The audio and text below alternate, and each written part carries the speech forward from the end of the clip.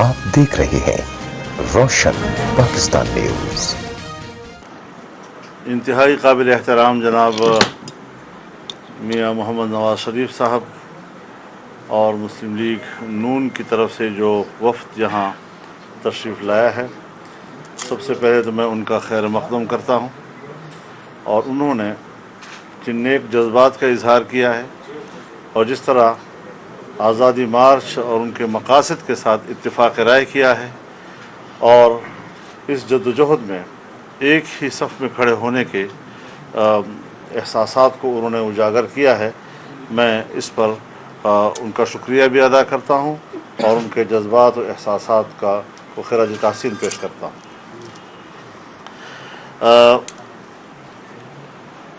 जितनी बातें जनाब हसन इकबाल साहब ने की हैं, मैं उन सबको इंडोर्स करता हूँ, उसको सेकंड करता हूँ। उन्होंने बिल्कुल सही तज्ज़िया किया है कि इस वक्त पाकिस्तान बहैसियत रियासत के रिस्क पर है।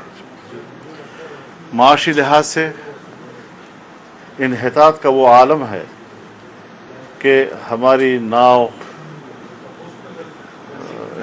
डूबती नज़र आ रही है और दुनिया में किसी मुल्क की जुग़राफ़ियाई तब्दीली उसकी वजह मुतमद्दन दुनिया में इक़्तिसादी इन्हितात है, दिवालियापन है। सोवियत यूनियन की मिसाल हम सब के सामने है। इस एतबार से मुल्क के अंदर की मईशत भी तबाह हो चुकी है। महंगाई का बार बार अब मज़ीद ज़िक्र करने भी शायद उसकी अब ज़रूरत महसूस नहीं हो रही। लोग कहेंगे कि जी आप एक ऐसी हकीकत को बार बार ज़िक्र कर रहे हैं जिसके लिए अब अमली इक़दामात की ज़रूरत है, न कि सिर्फ ज़ुबानी इसका इजहार करने की ज़रूरत है।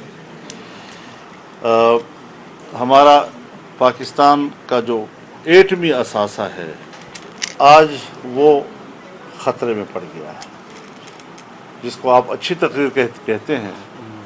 उसमें जो उन्होंने एटमी जंग की धमकी दी है, ये आलमी मुआहिदात की खिलाफ वर्जी है।